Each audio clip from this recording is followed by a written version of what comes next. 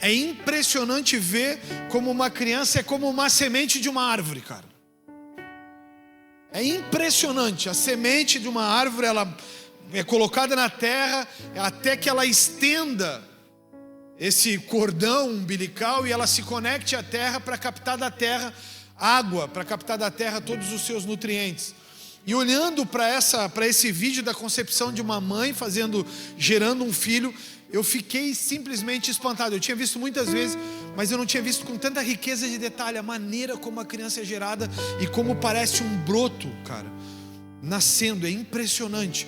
E eu olhava para aquilo e eu dizia: Deus, a gente é como uma árvore, cara, impressionantemente conectado a uma mãe como uma árvore, impressionantemente conectados a Ti, da forma com que o Senhor desejava. O Senhor tinha um propósito para as nossas vidas. Então Deus falava comigo sobre os 3 estágios do homem e da mulher na olaria de Deus. Todos sabem o que é olaria? É o bagulhinho ali onde tu bota o barro para fazer o vaso. Eu queria muito ter uma olaria, queria muito. Eu prego muito sobre vaso, eu queria muito ter uma olaria. E já quebrei alguns vasos aqui, mas hoje o tema é diferente. Diga comigo em voz alta: eu quero ser um barro mole, flexível nas mãos do oleiro. Quem não falou vai ser um vaso duro, seco para ser quebrado, é isso? Não, livra, Senhor, de nós. Eu lembro que quando eu me converti, tinha uma moda na igreja, a gente orava muito, todo mundo orava. Os crentes velhos aí devem ter orado também.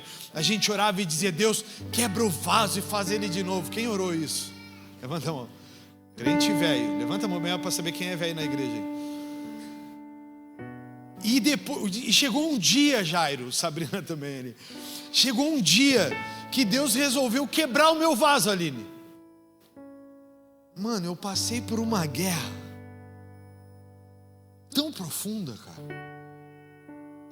que eu não achei pedaço de vaso até agora. Tem caco do meu vaso que se perdeu, que eu nunca mais achei. Mas o mais legal de tudo isso é que eu nunca mais achei aqueles cacos de vaso, mas Deus me fez um vaso novo. Deus me fez um vaso novo. E é isso que eu quero falar hoje. Eu não quero mais que Deus quebre, eu pelo menos não vou pedir: Deus, quebra o meu vaso. Eu só vou dizer: Deus, eu sou um vaso molinho, eu sou um barro molinho nas tuas mãos. Dá uma melhorada na carcaça, ajusta o molde aí, porque eu quero ir para o novo, Senhor. Te abre a tua Bíblia aí no Salmo de número 139. E eu vou te falar sobre os 3 estágios na olaria de Deus. Irmãos, essa palavra Deus falou absurdamente comigo. Então, eu estava até ontem, enquanto você acha Salmo 139, eu estava até ontem com uma pregação pronta. Mas pronta, com tudo estruturado. Artigos lidos, materiais todo colocado, toda a estrutura da pregação pronta. E ontem de manhã, Deus mandou aquela mensagem suave: essa pregação não é para Bagé, essa pregação é para outra cidade. Eu disse: como assim, Senhor? Deus disse: não é para Bagé, não é para tu pregar aí. Tu só pode pregar ela aí depois que tu pregar ela lá. E eu já tenho um convite para pregar ela lá, no lugar de destino da pregação. Então ontem de manhã eu levantei e comecei a buscar o Senhor. E o Senhor falou muito comigo sobre os 3 estágios. Então eu quero ler, porque é um texto grande, é do versículo 1 ao 16, tá? E é o primeiro estágio da vida do crente. Vocês estão aqui ou não? Queria muito que vocês largassem o maldito do celular só para a Bíblia, porque tu não vai te conectar à palavra assim, tu não vai conseguir captar o que a gente tem para te entregar se tu ficar olhando no WhatsApp. Porque o WhatsApp, ele tem 2 coisas: ele te dá uma notícia maravilhosa, ou ele te dá uma péssima notícia. Então, ou ele te dá o anúncio, ou Israel atacou. Não é o momento para a gente pensar sobre isso. Ou a notícia do balão que caiu. Cara, agora a gente só nos resta orar. Então a gente precisa agora buscar o que Deus tem para as nossas vidas, amém? As crianças também, os bebês, não fica piruando com ele aí, e aí, oi. A gente fica, parece uns idiotas. Eu aqui de cima fico olhando vocês, e às vezes eu estou olhando vocês aqui de cima, pregando, me esmerando por uma palavra, vocês estão assim. Jesus, tem misericórdia. Agora este bobo aqui vai pregar uma palavra para vocês, e eu quero só atenção, amém, irmãos? Vamos lá então. Diz assim: eu me esqueci dos óculos porque eu fico tonto quando eu olho para frente com óculos. Então eu vou ler assim, tá? Vamos lá. O Senhor, ó Senhor, Tu examinas meu coração e conheces tudo a meu respeito. Olha isso, como já começa pesada a palavra. Ó Senhor, Tu examinas meu coração e conheces tudo a meu respeito. Sabes quando me sento e quando me levanto. Mesmo de longe, conheces os meus pensamentos. Tu me vês quando viajo e quando descanso. Sabes tudo o que eu faço. Essa palavra, se a gente parasse para analisar cada versículo, a gente ia pensar: crente saindo de férias que esquece que é crente. Vamos voltar, e não é essa a pauta, vamos lá. Antes mesmo de eu falar, ó Senhor, sabes o que vou dizer. Vais adiante de mim e me segues, pões sobre mim a tua mão. Esse conhecimento é maravilhoso demais para mim, é grande demais para que eu possa compreender. É impossível escapar do teu espírito, não há como fugir da tua presença. Se subo aos céus, lá estás. Se desço ao mundo dos mortos, lá estás também. Se eu tomar as asas do amanhecer e se habitar do outro lado do oceano, mesmo ali tua mão me guiará e tua força me sustentará. Eu poderia pedir à escuridão que me escondesse e a luz ao meu redor que se tornasse noite, mas nem mesmo na escuridão posso me esconder de ti. Para ti, a noite é tão clara como o dia. Escuridão e luz são a mesma coisa. E aqui é uma palavra genial. Ele diz: tu me formaste, tu formaste o meu interior e me teceste no ventre da minha mãe. Eu te agradeço por me teres feito de modo tão extraordinário. Tuas obras são maravilhosas e disso eu sei muito bem. Tu me observas quando eu estava sendo formado em segredo. Enquanto eu era tecido na escuridão, tu me viste quando eu ainda estava no ventre. Cada dia da minha vida estava registrado em teu livro, e cada momento foi estabelecido quando ainda nenhum deles existia. Uau, por essa palavra. Deus, Ele não só te fez, Ele te teceu. Deus, Ele não só te formou, Ele teceu cada detalhe da tua vida. O primeiro estágio na olaria de Deus, quando Deus nos coloca como um barro, e as olarias antigas, os moldes antigos para fazer o barro, para fazer o vaso, eles eram movidos, eu não sei se é até hoje, porque tudo vira tecnologia no mundo, mas ele era movido pelo oleiro, pisando e movendo, e às vezes ele acelerava para o vaso correr mais rápido na mão dele e ele poder moldar, mas às vezes ele ia lento, tocando lentamente, porque ele precisava moldar. Antes de começar a falar sobre os três, quem aí já teve pressa na vida, que queria que as coisas acontecessem de uma vez? Levanta a mão para eu não ficar sozinho achando que eu sou um idiota quadrado. Às vezes Deus estava fazendo o molde lentamente, dizendo: esse detalhe, esse detalhe vai ser precioso. E aí Deus fazia assim, lento, porque Ele não podia errar a mão. Ele tinha que fazer a coisa ficar de uma forma perfeita. E esse primeiro estágio, o estágio do ventre, a primeira olaria de Deus em nossas vidas, então, é o ventre das nossas mães, onde o poder de Deus se mostra perfeito. Eu acho que não há lugar de maior perfeição do que o ventre da mãe. Tudo que Deus cria, Ele cria para a honra dEle. Agora, se eu não estou fazendo isso, então esse é um problema que eu preciso corrigir. Mas tudo que Deus faz, Ele faz para a honra dEle e para a alegria dos pais. Olha isso, Deus diz no Salmo 127, através do escritor, Deus diz no Salmo 127 que os filhos são herança do Senhor. O fruto do ventre é um galardão. Galardão na Bíblia é recompensa, galardão na Bíblia é presente. Então, a Bíblia está dizendo a perfeição de Deus que Ele nos tecia no ventre das nossas mães, e Ele diz que é um presente, é uma herança de Deus para nós. Então, quando Deus faz o primeiro estágio, quando Deus está dando o primeiro molde, Deus está fazendo de forma lenta, leva 9 meses. Às vezes é um perrengue, às vezes é uma novela, às vezes a gente que é pai, né? Não que é mãe, mas a gente que é pai, a gente começa a ouvir, a esposa olha pra gente e diz assim: ai, senti uma coisa diferente.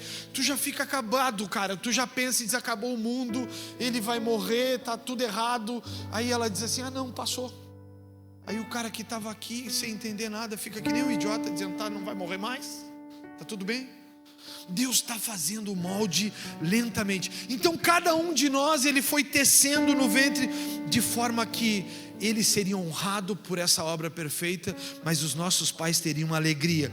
E quando isso tem possibilidade de acontecer, Deus, Ele é tão perfeito que Ele faz com que as coisas aconteçam e chega até as nossas mãos um filho que só nos traz alegria.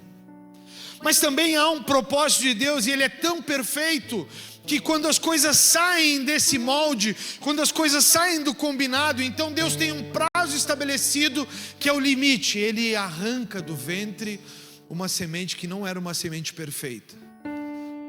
Ele interrompe essa semente, porque essa semente não seria para a sua glória, seria para sofrimento.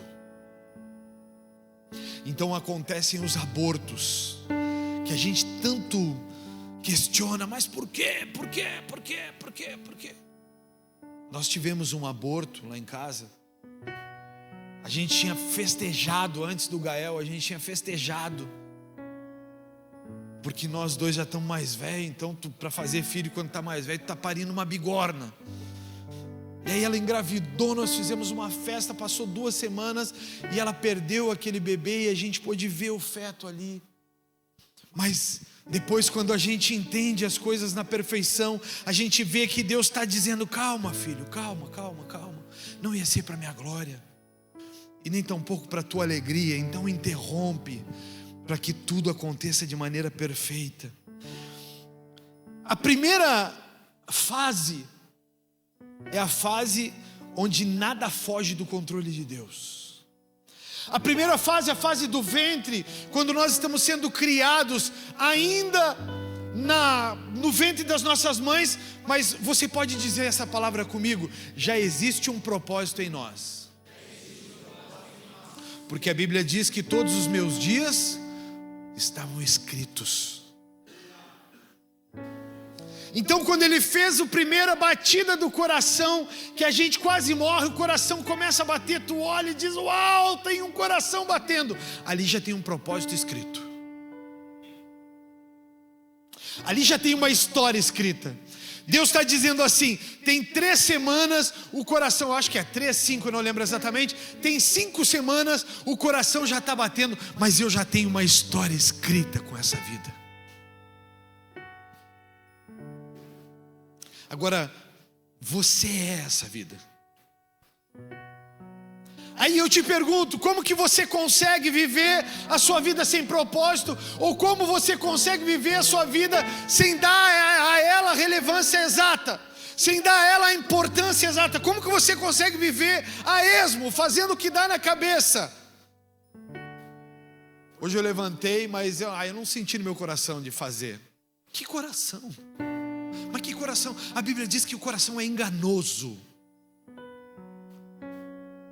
Eu levanto todos os dias, irmãos, porque eu tenho um propósito.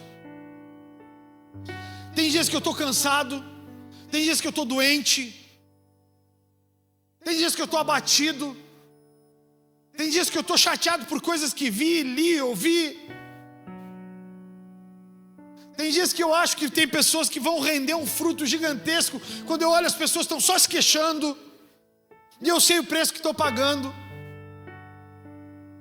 Mas eu sempre lembro: Deus, quando o Senhor me criou, o Senhor me criou por um propósito. E agora, Senhor, o Senhor me deu a menina dos seus olhos para cuidar, Senhor. O Senhor me deu a menina dos seus olhos para cuidar. O Senhor me deu a igreja. Então eu não mais vivo, eu vivo, mas quem vive em mim é Cristo. Ah, que bacana falar isso, né? Aquele jargão maravilhoso. Aí tu diz assim: eu não mais vivo, mas agora Cristo vive em mim. É mágico, mas deixar Cristo viver é se abster de muitas coisas.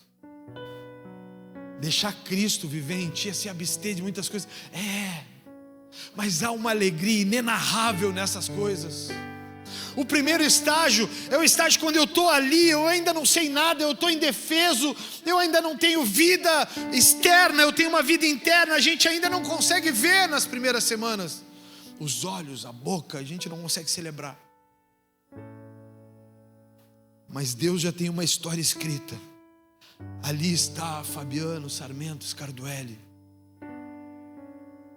Ele vai nascer, e através da sua vida, fulano, ciclano e beltrano se achegarão a mim. Fulano que pensou em suicídio não mais se suicidará. Fulano que se divorciou não mais se divorciará. E ele olha para mim e diz assim: filho, não desista. E aí lá estou eu com as minhas dores, com as minhas aflições, com as minhas angústias, e eu paro de manhã, às vezes eu levanto desanimado com coisas que eu vivi, com escassez, porque todo mundo, eu acho que quase todo mundo é um exagero, mas quase todo mundo passa por necessidades. Aí eu levanto, queria ter uma coisa e não posso, queria estar num lugar e não posso, queria comprar algo e não posso. Aí eu olho para Deus e diz: Deus, eu queria estar fazendo outra coisa, eu queria estar agindo de outra forma. E Deus me diz: filho, eu tenho um propósito, e contigo está sendo lento,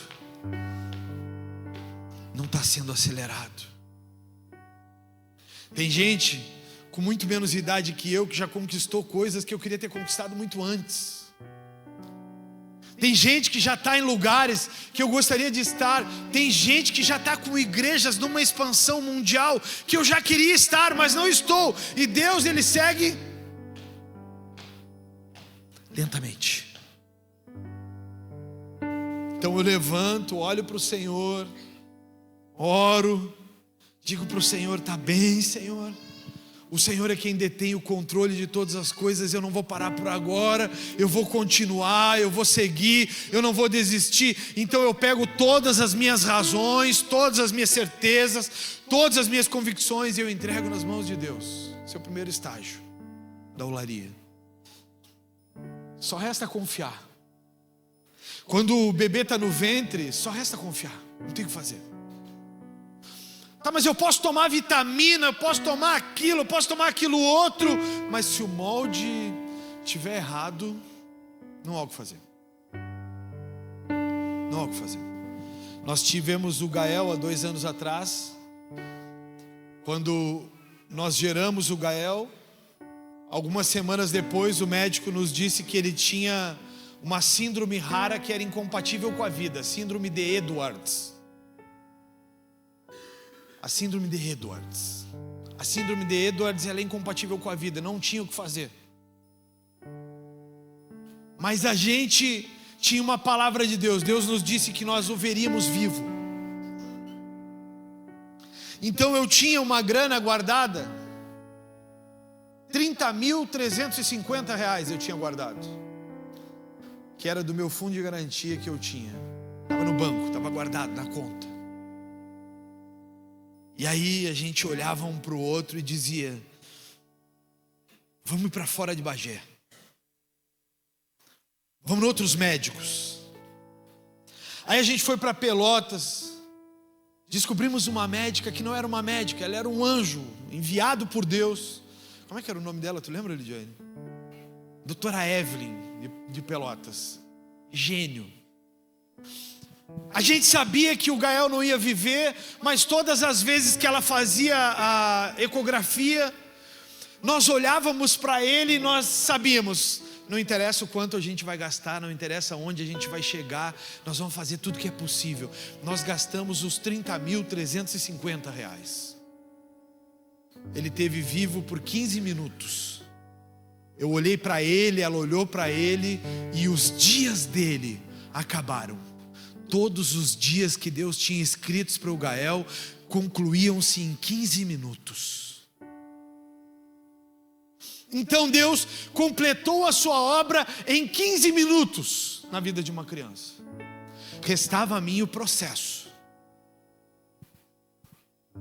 Restava a mim, que ainda estou no molde de Deus. Restava a mim saber, Senhor, por que quebrou essa parte do vaso, Senhor? E o Senhor dizia: a obra sempre é perfeita, nunca fica inacabado. O trabalho dele era 15 minutos. E eu usei ele, Fabiano, para gerar a fé de por 9 meses gerar, e ter ele por 15 minutos acreditando que os 15 minutos valeriam a pena, e valeu a pena. Nós fizemos uma festa para revelar o sexo, o nome. Nós fizemos uma festa, a igreja ficou em festa. A igreja celebrou, nós pintamos tudo de azul, foi uma festa maravilhosa. E por 15 minutos Deus nos deu, e em 15 minutos Deus recolheu. Molde. Não entendi nada, mas ele estava assim.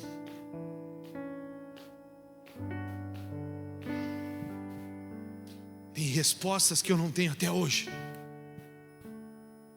Tem perguntas que eu já não faço mais, porque eu sei que o plano perfeito dele não deixa as coisas inacabadas. Mas aí há a segunda parte da olaria de Deus. A segunda parte da olaria de Deus é a infância, que todos nós passamos. Mas a grande maioria não entendeu. E o pior, todos nós que somos pais. Quem é pai? Levanta a mão. Quem é pai? Mãe, pai, mãe. Levanta a mão. O pior é que tem muitos que não entenderam que são pai ou mãe. E aí é que está o problema. Porque você vai entender a parte agora, que é a parte das mais relevantes da história da tua vida, que é a infância. Então, na infância, eu pensei, eu já li a Bíblia tantas vezes que quando nasce um tema na minha cabeça, Deus já vem com a palavra, imediatamente eu já sei a palavra que eu vou colocar para ser texto. E eu pesquisei, eu olhei e eu não achei palavra mais relevante do que 1 Coríntios 13, versículo 9. Quero te convidar a abrir a tua Bíblia. Pega a tua Bíblia na mão, abre ela. Que legal que você tem a Bíblia no celular, mas a coisa mais honrosa para um crente é andar com a Bíblia assim. Essa semana eu tomei uma dura do Silas Malafaia. Silas Malafaia esteve lá em casa. Por que estão rindo? A inveja é uma coisa feia. Malafaia esteve lá em casa daquele jeito dele, falando daquele jeito dele, né? Malafaia. E ele diz assim: que vergonha, irmão, tu ir para a igreja e não levar a tua Bíblia, tu não é mais crente. Sabe o que eu fiz? Botei a viola no saco, subi lá no meu escritório, peguei minha Bíblia, agarrei, coloquei embaixo do braço e vim para a igreja com a minha Bíblia. Porque é maravilhoso o crente estar com a Bíblia na mão. 1 Coríntios capítulo 13, versículo 9. Celular, tu vai abrir a Bíblia e diz: ai, fulano chamou. Ó, agora o Vini me mandou uma mensagem aqui, já chamou atenção. Tem uma porrada de gente que está no online, estados, países, depois estiver aí, manda para mim, tá? 1 Coríntios 13, versículo 9. Agora nosso conhecimento é parcial. Vamos até o 11, Carol. Agora o nosso conhecimento é parcial e incompleto. E até mesmo o dom da profecia revela apenas uma parte do todo. O dom da profecia é o dom que revela as coisas que vão acontecer no futuro. E ele está dizendo, o dom da profecia revela apenas uma parte do todo. Pode passar, por favor. Mas quando vier o que é perfeito, essas coisas imperfeitas desaparecerão. Quando eu era criança, falava, pensava e raciocinava como criança. Mas quando me tornei homem, deixei para trás as coisas de criança. E aqui que está o problema. A segunda etapa, ela é diferente. Nessa fase da vida, a infância, e eu boto barra adolescência, pelo menos o começo, tudo é uma incógnita. As pessoas sonham, até que os sonhos se tornam realidade ou eles se tornam uma frustração. Nessa fase da vida descobrimos os filhos que realmente tiveram pais e os que não tiveram pais. É nessa fase da vida. É nessa fase que acontece o divisor de águas na vida de uma pessoa. Aqui ela descobre o que quer da vida. Ela descobre aí quais são as paixões. E tem umas que dizem aqui para mim: eu quero ser pastor como tu. Tem outras que dizem que querem ser advogados, outros médicos, outros engenheiros, professores. Mas também é nessa fase que descobrimos quais crianças que ficaram órfãos no meio da jornada. É nessa fase que tu olha para as crianças e das crianças não sai virtude. É nessa fase que tu olha para a criança e a criança é briguenta.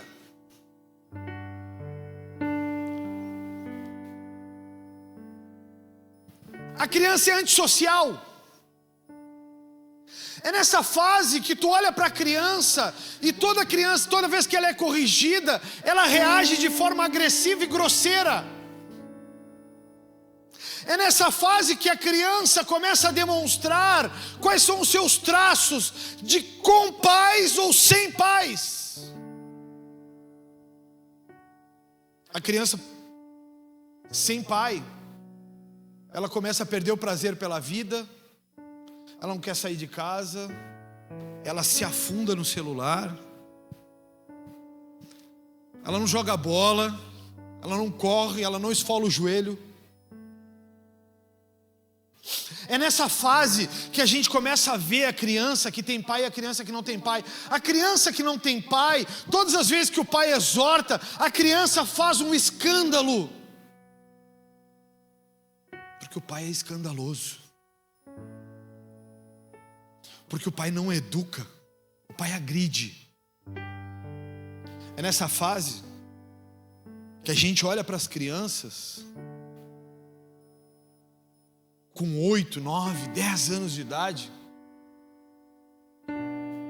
e a criança não quer saber de escola. É nessa fase das crianças sem pais que com 8, 9, 10 anos de idade a criança está olhando pornografia. A criança está acessando coisas na televisão, ela só tem prazer por encantamento. O que é encantamento? Coisas que distraem. É nessa fase.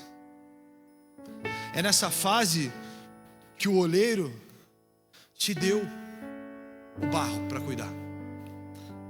E tu devia fazer assim.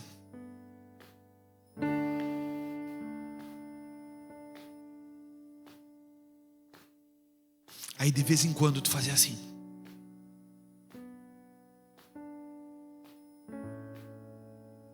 Mas tem pais que nessa fase, enquanto estão fazendo assim, eles metem a mão no vaso e destroem o vaso, porque a criança não está fazendo o que eles queriam, porque eles não são o modelo. É nessa fase. Deus, quando te planejou, Ele também planejou quem seriam os seus pais, guias. Deus, quando te planejou, e aí está o problema da nossa geração, chamada orfandade, e muitos órfãos de pais vivos. O problema da nossa geração é que Deus nos deu pais que seriam guias, mas aí a gente olha para os nossos pais e os nossos pais parece que não tem o que oferecer. Então tu aprende com eles a beber, a trair, a não valorizar o que tem valor. Tu aprende com eles a agressão, porque tu foi agredido. Eu fui daquelas crianças que tinha medo de ir à escola. Não me pergunta por quê, eu tinha medo no começo da minha jornada. E a minha mãe, eu chorava para não entrar na escola, e a minha mãe sempre muito zelosa. Às vezes ela dava uma espanada, mas ela dizia, tu tem que ir para a escola. E aí, mas nunca me batia. Um dia meu pai chegou em casa e descobriu que eu não ia para a escola. E aí ele disse, tu vai para a escola. Eu não consigo, pai. Comecei a chorar, ele me deu um soco, me atirou 2 metros de distância. Eu fui para a escola. Mas será que é assim? Mas esse mesmo pai foi o pai que me introduziu no futebol, que me fez olhar para as coisas que eu amo, para os caminhões. Ele era caminhoneiro, carreteiro, aqueles que dirigem carreta. Eu amo, eu olho o vídeo no YouTube dos caras dirigindo caminhão. Eu amo, são as memórias que eu tenho dele. Mas é nessa fase que tu tens um encontro com alguém que vai te dar destino, propósito. O que acontece com essa geração? Acontece que muitos pais não são pais de destino. Há uma grande indagação para os pais de filhos reborn, não estou brincando, pais de filhos que não querem servir a Jesus. Há uma grande indagação, o que eu faço? Obrigo? Faço estar no culto, vai para o culto, tem que estar lá, tu tem que estar na igreja, tu é crente, tu é filho de crente, o que vão pensar? Meu filho não vai na igreja. Aí o teu filho, ele vai começar a ver isso. Amor, Deus falou comigo hoje, amor. E aí ele está ali no sofá. Amor, Deus falou comigo, cara. Deus tem um propósito com a nossa vida. Amor, vamos orar. Amor, vamos orar. Quer orar, fulano? Júlio. Quer orar, Júlio? Não, vou ficar aqui. Tá, Senhor, tu sabes que a Júlia está ali, Senhor. Senhor, o Senhor falou tanto comigo nessa palavra. Alcança ela também, Senhor. Que ela tenha encontros verdadeiros contigo, como eu estou tendo agora, Pai. Senhor, que a Júlia seja um instrumento em tuas mãos, Pai.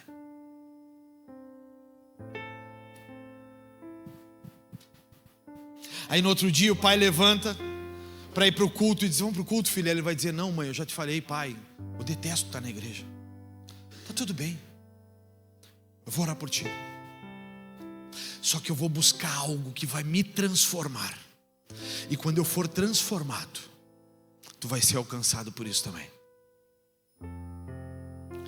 O que acontece? Pais e mães não são transformados, mas querem que os filhos sejam. Eu tenho uma dica. Quem quer a dica? Só se pedir. Fala, pastor. Bebê reborn. Não vai se incomodar com nada. Vamos pro culto, filho.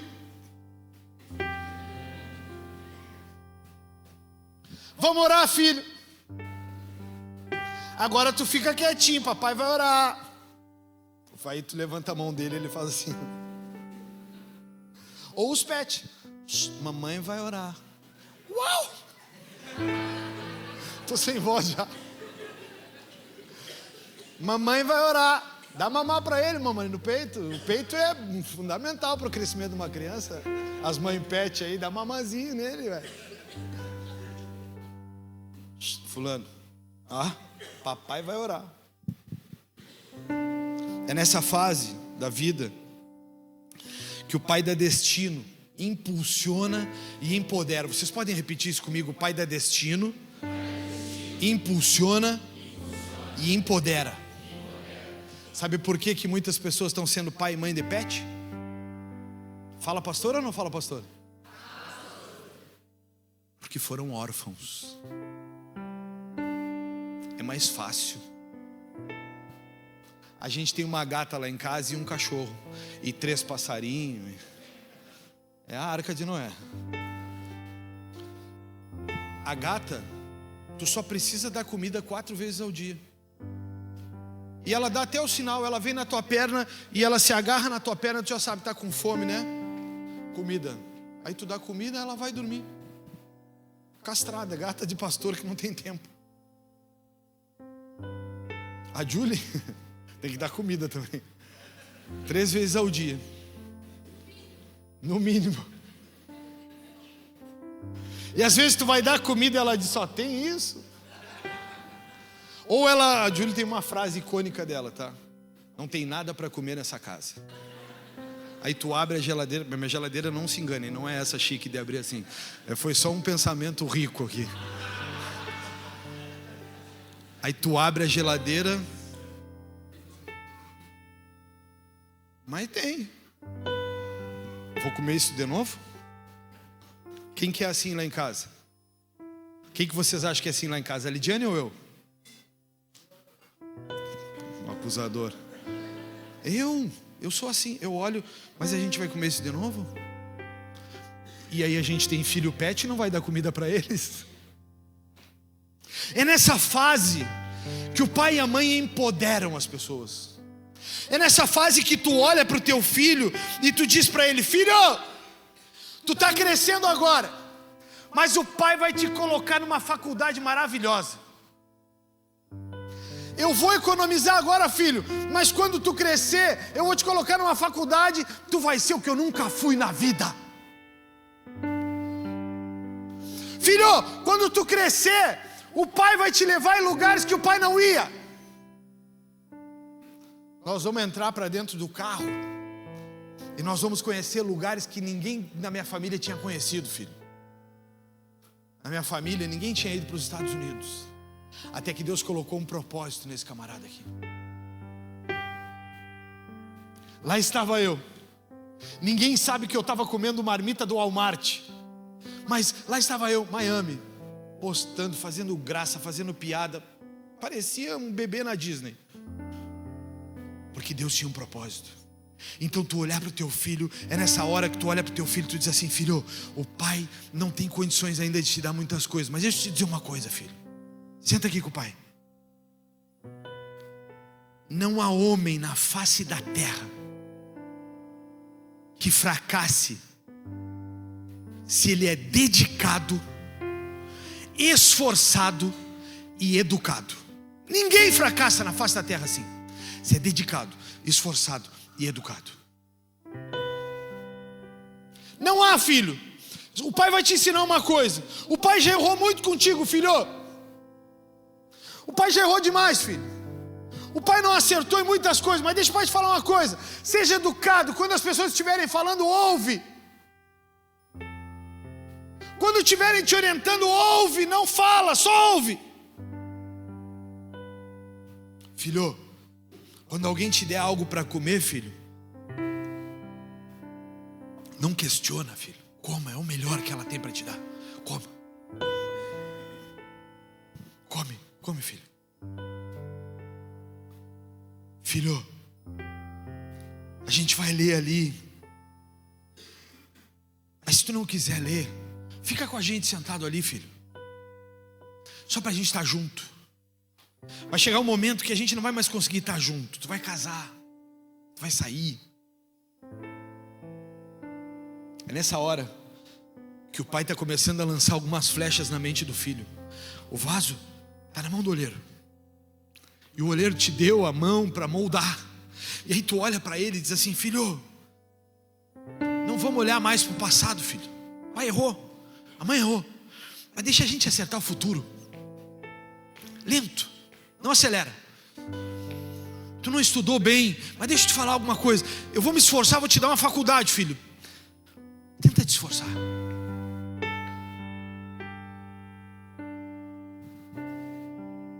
Quando eu era menor, quando comecei a trabalhar, minha mãe me disse, tu vai ter que me ajudar. Vai pagar a luz, internet, essas coisas. E eu disse, mãe, mas pô, tô começando agora, cara. Nunca tive dinheiro. Pois é, mas tu vai ter que aprender a ser homem. Já eu lá em casa tomei uma decisão diferente. Eu decidi que eu não quero a ajuda da Júlia. Eu decidi que eu quero dela uma coisa: lealdade e fidelidade ao dízimo. E eu quero que ela tenha controle sobre o que ela ganha. Ela não pode gastar nunca, jamais, mais do que ganha. Eu não sei quanto ela ganha. eu não sei no que ela gasta, eu sei que ela aliviou muitas despesas minhas, é o suficiente. Eu sei que ela compra as próprias roupas. É o meu jeito de empoderar ela. É nessa fase da vida que a gente descobre o pai e a mãe que não fizeram isso, que não empoderaram os filhos, o pai e a mãe que arrancaram o filho da mão do olheiro. Então o filho fica rebelde, desorientado e sem destino, porque não houve nele uma construção. O filho de um pai e de uma mãe que não dão destino, que é o segundo estágio na olaria de Deus, é aquele filho que ele vive rebelde. Tu fala uma coisa para ele, ele diz: não vou fazer. Esse segundo estágio é o estágio onde o filho fica desorientado. Tu diz: tu vai ter que ir para a escola. Ele diz: para quê, pai? Estou cansado. O filho não sabe ainda para que vai à escola. O filho não sabe, não tem propósito, não tem destino. O filho não é um filho de destino. O filho, ele é desobediente. O filho, ele não sabe porque não houve nele uma construção. Isso não é culpa do filho, isso é culpa do pai. Mas para aí, tem muitos pais que não receberam destino também. Agora, até esse estágio, que é o segundo, é um estágio muito preocupante. Porque nesse segundo estágio, eu preciso te falar os efeitos da orfandade na vida de uma criança. E aí nós vamos entrar no terceiro estágio e acabar, literalmente é onde eu vou começar a pregação. O vaso voltou para a mão do olheiro, porque ele vai voltar em qualquer circunstância. Os efeitos da orfandade, segundo pesquisa das maiores faculdades americanas, foram feitas pesquisas em cadeias americanas. Dados da pesquisa americana dizem, vocês estão aqui ainda, não? Estão ligados? Dados da pesquisa americana dizem o seguinte: 75 a 90%, você pode dizer esse dado comigo? 75. Dá uma olhadinha para quem está do teu lado e diz assim: 75 a 90% dos homens americanos que estão presos foram órfãos. Entre 75 e 90%, de 10, 9 homens presos não tiveram pai e mãe, ou pai ou mãe, mas normalmente é pai. 9. Está entendendo isso, irmão? Outro dado: 63% dos jovens, você pode gritar isso em voz alta comigo, 63% dos jovens que se matam são de lares sem pais. Não é uma pesquisa feita por um instituto qualquer, são pesquisas feitas por faculdades americanas riquíssimas. 63% dos jovens que se matam são de lares sem pais. A cada 10, 6 que se matou não tinha pai e mãe.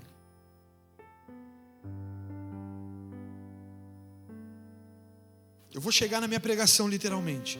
Agora você vai dizer comigo assim: 85% das crianças que apresentaram transtornos de comportamento são de lares sem pais. 85% das crianças com transtornos comportamentais são de lares que não tem pai e mãe, ou pai ou mãe. Deus, Ele me deu um pai e uma mãe. Deus, Ele te deu um pai e uma mãe. Deus, Ele te deu um pai. Deus, Ele te deu uma mãe. Ou Deus te presenteou com um pai, ou Deus te presenteou com uma mãe depois da jornada. Agora o último dado. 80% dos estupros ocorrem em casas que não têm pais. 80% dos estupros. Casas em que há estupro, 80% são em casas que não tem pai e mãe presente. Pai e mãe de destino. Tem uma frase do pastor Juscelio que é icônica. No Brasil muito se fala de aborto. Pode, não pode, deve, não deve, libera, não libera. Tá certo ou não? Olha a frase do pastor Juscelio. Baseado nesses dados, olha a frase do pastor Juscelio: não se precisa matar as crianças, aborto, quando se consegue castrar os homens, tornar homens parecidos com mulheres e que têm a sua função roubada. Homens que não são homens dentro de casa. Não precisa matar. Eles vão ser, o diabo sabe disso. Família sem pai, família sem mãe, é família que foi saqueada pelo inferno. Família sem pai, família sem mãe que dão destino, é família saqueada pelo inferno. Se o teu filho te vê como um beberrão, ele vai ser. Se o teu filho te vê como reclamão, ele vai ser. Se teu filho te vê como um folgado, ele vai ser. E aí eu começo a minha pregação, a terceira e última parte. E é literalmente a pregação, que é a fase adulta, que é a fase onde tu não tem escolha. Essa é a fase que tu não consegue escolher. Nessa fase que nós descobrimos quem você se tornou. Se você se tornou um vaso de honra ou de desonra. Se o fim para o qual você foi criado está no caminho certo ou está no caminho errado. E se você vive com um propósito para o qual Deus te criou, ou então se sua vida é para a glória dele, ou se a sua vida é para um puro divertimento. É nessa fase. Nessa fase da vida, Deus te leva para a olaria dele, para ajustes ou para reconstrução. Você pode repetir isso comigo em voz alta? Deus vai me levar para a sua olaria, para ajustes ou reconstrução. Ou Deus vai quebrar, meu irmão e minha irmã, e vai fazer de novo. Ou Ele vai olhar que está errado e vai começar a botar no molde, vai botar argila nova, barro novo. E aí tinha uns espaços que estavam quebrados, não vai caber tanto óleo dentro, mas Ele vai fazer, e aí Ele vai corrigir. É nessa fase. É nessa fase da vida que a gente começa os muitos questionamentos.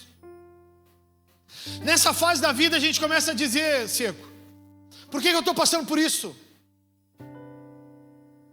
É nessa fase da vida, Josué, que a gente começa a dizer: mas o que aconteceu comigo? Por que está todo mundo fazendo, vivendo e eu não consigo? É nessa fase da vida. É nessa fase da vida que tu olha e diz assim: pô, que legal, me tornei um cara muito bem sucedido. Tornei um cara que eu sonhava ser. Mas também é nessa fase da vida que tu olha para a tua vida como se fosse um filme passando no bendito do celular, e tu olha e diz assim: cara, que filme trágico, que filme feio de ver. Esse filme sou eu, mas eu não queria ser isso. Quem eu me tornei? Que filme maldito é esse, cara? Que tragédia. Que falta de respeito. O que está acontecendo nessa cena? Por que eu me tornei tão agressivo? O que está acontecendo nessa cena? Por que eu falei com essa pessoa desse jeito? O que está acontecendo nessa cena? Por que eu estou falando assim? Por que eu estou agindo assim? Por que aconteceu nessa cena? Por que eu roubei? O que está acontecendo nessa cena? Por que eu traí? Eu não acredito que esse é o meu filme. É nessa cena, nessa fase. É nessa fase também que tu olha e diz assim: cara, tem uma cena diferente passando no fundo. Sabe os lapsos de memória? Que tu lembra quem tu era quando tu servia a Deus, e aí tu olhava e tu diz assim: poxa, cara, que fase bacana da minha vida. Olha como eu amava minha esposa, cara. Olha como eu me dedicava a ela. Olha que filho lindo. Olha que final de ano maravilhoso, cara. Que legal. Pô, tá acontecendo uma cena nova aqui, cara. Tá acontecendo uma cena nova. Não, mas para aí, por que eu tô fazendo isso, cara? O que tá acontecendo? Por que eu traí ela, velho?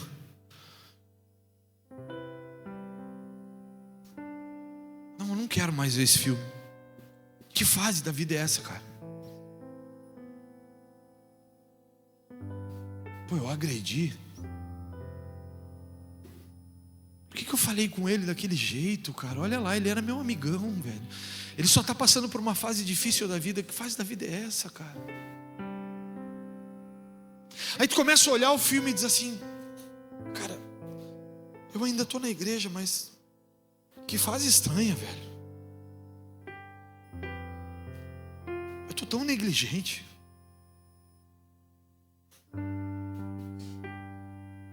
Está todo mundo fazendo e eu só me queixo, não faço nada. Que fase da vida é essa? E tu para e tu diz assim: não quero mais esse filme. Não quero mais isso.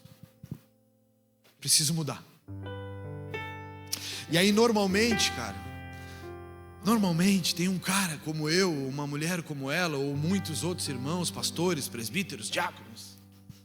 Aí tem caras como eu que olham para as fases da vida que foram terríveis e já estão numa outra fase e dizem assim: não, para. Vem para cá que eu vou te ajudar. Vem para cá. Aí o cara chega agressivo. Tudo tem que ser do jeito dele, da forma dele. Aí o cara vem para o culto e dorme.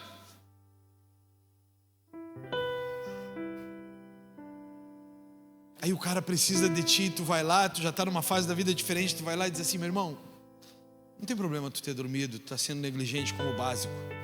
Deixa eu te abraçar, vem cá, te ajudar. Aí o cara que entregou a vida a Jesus, como eu, que tem um monte de problemas e ainda tem pecados que precisa corrigir, o cara olha para si todos os dias de manhã e diz assim: hoje esse pecado não me pega, hoje eu vou vencer. Aí tu levanta todos os dias como quem é Davi, lutando contra Golias todo santo dia, porque tu não aguenta mais olhar aquela fase e aquele filme. É nessa fase da vida em que Deus te leva para a olaria. Está em Jeremias 18, versículo 1. Bota para mim, Carol, que nós vamos ler junto até o versículo 6. Nessa fase da vida, Jeremias 18, versículo 1. Isso, 18, 1. O Senhor deu outra mensagem a Jeremias. Prestem atenção aqui, não se distraia. Desça até a casa do oleiro e eu lhe falarei ali. Fui à casa do oleiro e o encontrei trabalhando na roda, mas o vaso de barro que ele estava fazendo não saiu como ele desejava. Por isso ele o amassou o barro e começou novamente. Presta atenção aqui. Então o Senhor me deu esta mensagem: ó Israel, ó Second House, ó Piquelete, Bruna, Samir, Cristina, ó Israel, acaso não posso fazer com vocês o mesmo que o olheiro fez com o barro? Como o barro está nas mãos do olheiro, vocês estão em minhas mãos. Então Deus olhou para vocês nessa fase da vida, e tem coisas que Ele olhou para vocês e fez assim, quebrou. Não dá mais. Deu errado. Vocês estão aqui ainda? Deu errado. Deu errado. Não foi para isso que eu te criei. Não foi com esse propósito. Está tudo errado. Eu vou te fazer um vaso novo. Eu vou te fazer um vaso novo. Você toma posse aí? Eu vou te fazer um vaso novo. Eu passei por essa fase do vaso novo. Eu passei, cara. Passei por essa fase da vida. Eu não valorizava meus pais, não valorizava minha esposa, não valorizava minha filha, o meu filho, que eu os trocava por qualquer coisa. Eu passei por essa fase da vida. Eu olhava para as coisas e qualquer coisa me distraía, qualquer coisa me tirava do propósito. E aí Deus me disse o seguinte: eu vou fazer de ti um vaso novo. O vaso novo que eu fui feito passou por ajustes que me quebraram, que eu nunca mais voltei a ser quem eu era. Eu tenho 30 anos servindo a Jesus, 30 anos de conversão, 10 anos pastoreando a mesma igreja. Eu sou um cara longevo, tá? Eu tenho 27 anos com a mesma esposa, 30 anos servindo a Jesus. Eu tive 4 empregos. Nos 3 empregos anteriores eu levei pelo menos 7 anos e meio em cada um. Dos 30 anos, faz 10 que eu sirvo a essa igreja. E a grande maioria do tempo servindo a essa igreja eu não ganhava nada, eu era voluntário. Só que Deus começou a me quebrar. Deus começou a mexer em mim com amizades. Deus começou a mexer em mim com sentimentos. Pessoas que eu confiei, pessoas que eu amei, pessoas que eu me dediquei.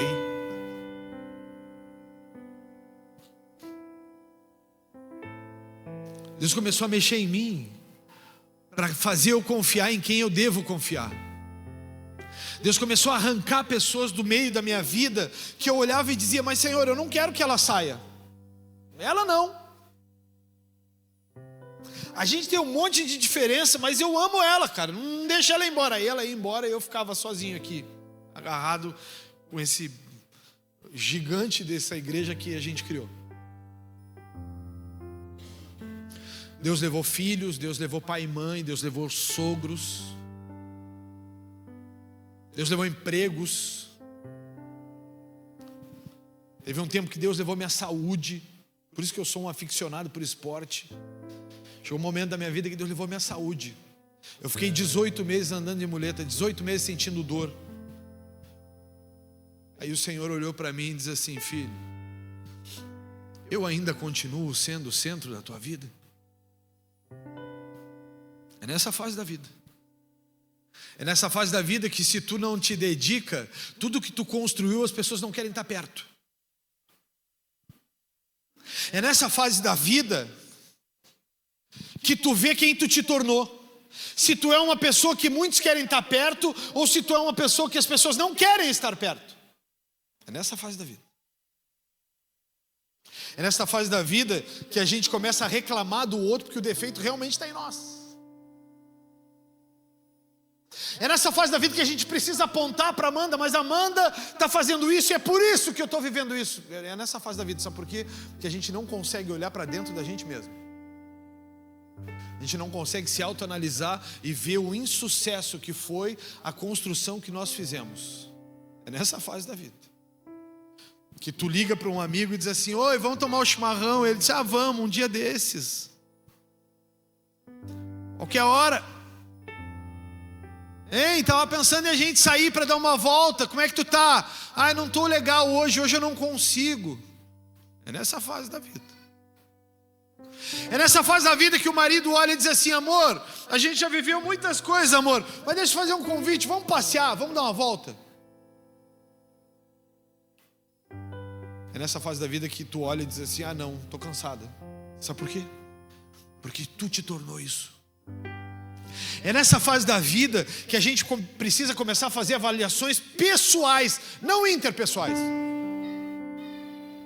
É nessa fase da vida que eu faço a seguinte análise: quem eu me tornei?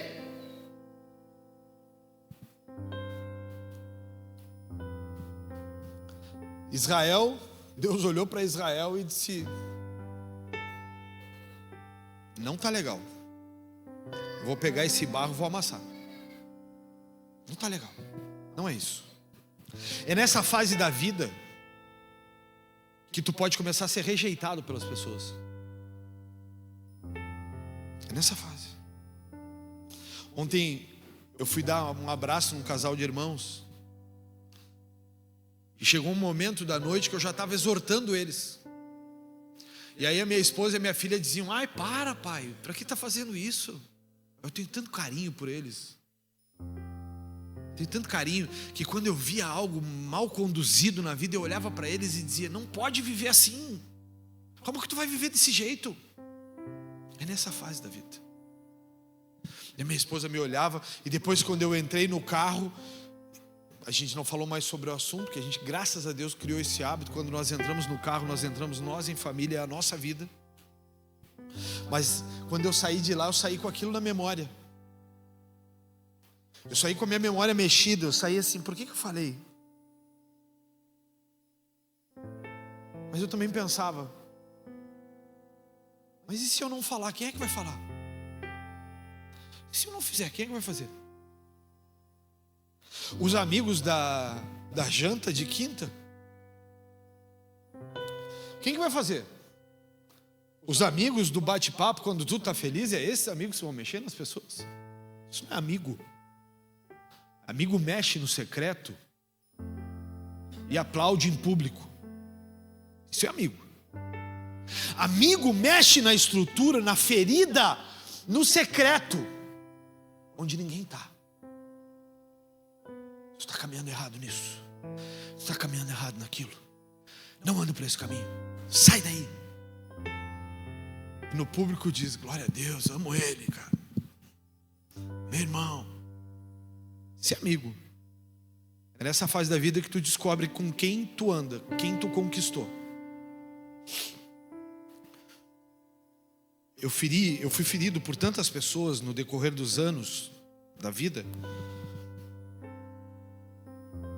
que eu tenho um grande amigo que inúmeras vezes eu o feri também, mas que foram feridas de amor. E um dia eu disse para esse amigo o seguinte: tu tá diferente, cara.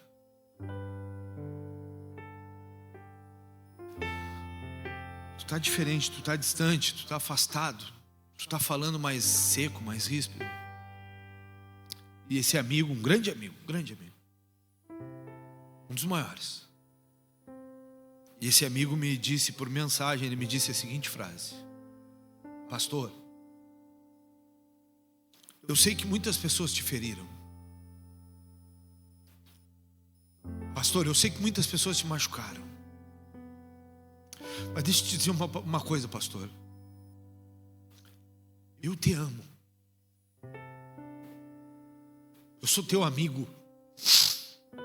Tu é um pai para mim, pastor, ele me disse. Eu não sou como eles, pastor.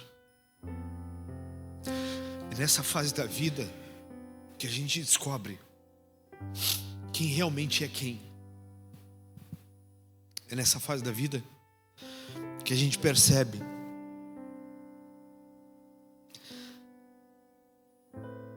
que muitos reclamam da vida, mas esquecem que a vida é a consequência de um apanhado de decisões diárias. É nessa fase. A tua vida, ela é um apanhado de decisões diárias. E é nessa fase da vida que tu vai descobrir, porque tu já tens maturidade, é nessa fase da vida que tu vai descobrir se o teu punhado de decisões diárias te fizeram alguém bom ou alguém mau. É nessa fase.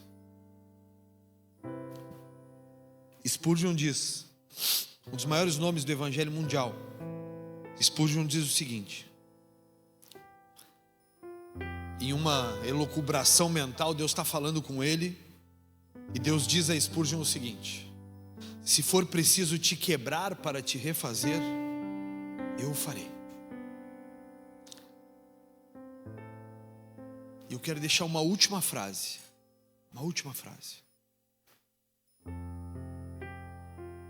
Quero que você lembre sempre que a consequência de tudo que você está vivendo é um apanhado de decisões diárias. Mas eu quero deixar uma última frase. Não reclame das consequências. Mude as suas atitudes. Você pode dizer isso para quem está do seu lado? Não reclame das consequências. Mude as suas atitudes. Nessa fase da vida, irmãos, pessoal do louvor, pode subir, por favor. Galera do louvor aí. É nessa fase da vida que, se não deu certo, olha para mim aqui. É nessa fase da vida que, se não deu certo, você vai ser quebrado. Você vai ser quebrado. Deu errado. É nessa fase. Olha para mim aqui. É nessa fase da vida que, se você está sendo moído por Deus, quebrado por Deus, tocado por Deus, é porque não deu certo. E deixa eu te falar, para de reclamar das fases da vida. Mude as atitudes da sua vida. Eu decidi algo para mim, pessoal. Fabiano aqui, Fabiano Scarduelli. Eu vou melhorar cada dia. Eu vou lutar cada dia. Eu vou tentar todos os dias.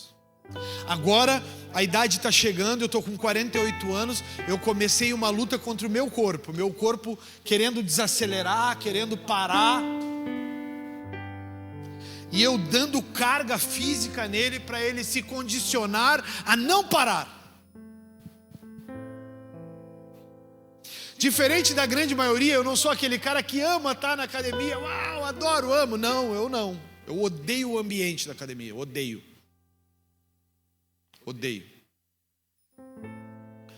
Mas ou eu vou com um bom amigo, ou eu vou com um bom amigo chamado fone com isolamento de ruídos. Então eu entro lá para dentro e não ouço aquela loucura. Tum, tum, tum, tum, tum, tum. Quem consegue? Eu entro com o meu fone, tá uma música branda, ou uma pregação, e lá eu fico, vencendo os meus limites, mudando de atitude. Eu não sei como você chegou até aqui, mas eu quero gastar algum tempo de oração pela sua vida, e quero te convidar a ficar em pé para a gente fazer isso. Eu não sei como você chegou a essa igreja, a esse momento, mas eu queria que você não saísse sem antes receber uma oração. Eu sei que muitos de vocês chegaram até aqui com dificuldades. Muitos de vocês chegaram até aqui com incertezas. Muitos de vocês chegaram até aqui assim. Mas nós chegamos a um lugar de encontro com o oleiro. Você pode dizer isso para quem está do teu lado? Você chegou à casa do oleiro. Deixa eu te dizer algo sobre a casa do oleiro, que é esse lugar aqui. Na casa do oleiro, as regras são dele. O formato é dele. Na casa do oleiro, você não faz o que quer. Você faz o que o oleiro determinou que tem que ser feito. Quando você vem na casa do oleiro e você diz para o oleiro: agora, oleiro, você é o Senhor e Salvador da minha vida. Então não é mais como você quer. É como o oleiro está dizendo que vai dar certo ser. Vocês estão entendendo? Porque tem gente que está se convertendo, está aceitando Jesus, mas não está querendo mudar. Tem gente que está se convertendo, está aceitando Jesus como Senhor e Salvador, mas acha que essa casa aqui é a sua casa. Não, essa não é a sua casa, essa é a casa dele, que ele te chama como filho para fazer parte dela. Então, como filho, ele está te chamando: filho, vem. Vem, filho, vem. Vem, filho. Vem, filho, vem. Filho, deixa o pai construir coisas novas em ti. Filho, o pai viu coisas erradas, filho. Nessa fase da reconstrução, não seja duro. Nessa fase da reconstrução, seja amoroso. Seja amoroso. Essa fase da vida da reconstrução, tente fazer nada à força. Só diga: Senhor, eu aceito a tua correção, Senhor. Eu aceito ser mexido, Senhor. Eu quero ser um vaso novo, mas eu quero ser um barro mole. Você pode dizer isso? Eu quero ser um barro mole, Senhor. Eu quero ser moldado, Senhor. Eu vou te deixar por um instante, ouvindo esse louvor, para que você pense em qual fase da vida você está. Porque tem pessoas que envelheceram, mas ainda estão na infância, não conseguiram amadurecer. Tem pessoas que estão na infância e não se tornaram adultos ainda. E tem pessoas